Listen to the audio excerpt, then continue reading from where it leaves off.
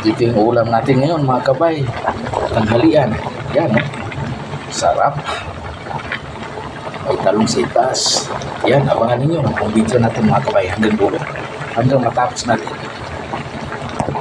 Magluto na naman tayo mga kabay. Magluto ng masarap na ulam. Yung paborito natin.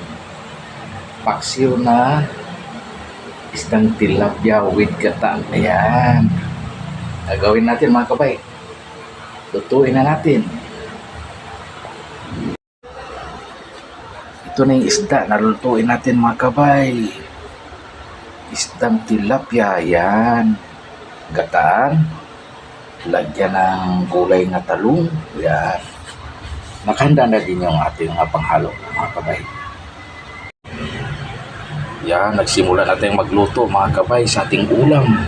Isdang tilapia with gata. Yan, paksiw ha. Yan, sarap nito. At saka may gulay na talong. Yan. Mukhang naamoy ko na mga kabay. Kumukulo na yata. Tingnan natin mga kabay. Ayun. Kumukulo na. Ating paksiw na isdang tilapia with gata. Yan. May talong sa itaas. Yan. Naamoy natin yung aroma niya. Ang sarap mga kabay. Talagang amoy pa lang ulam na. Yan.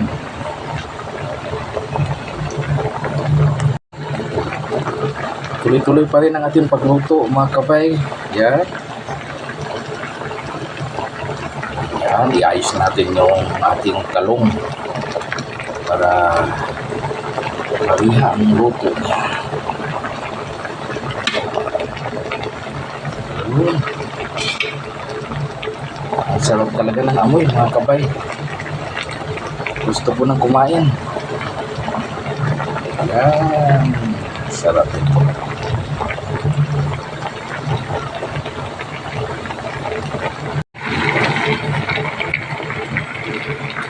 Yan, tuloy-tuloy pa rin ang ating pagluto mga kabay. Natimpla na ito. Tikman natin mga kabay kung tama sa timpla.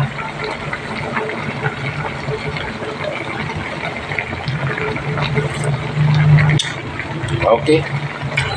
Tama lang sa timpla mga kabay. Talagang mapaparami din ang kain ito ngayon mga kabay pag ito'y maluto na. Yan o.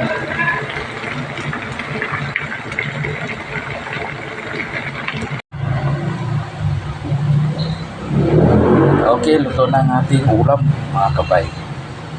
Yung ating paksiw na isdang tilapia with gata.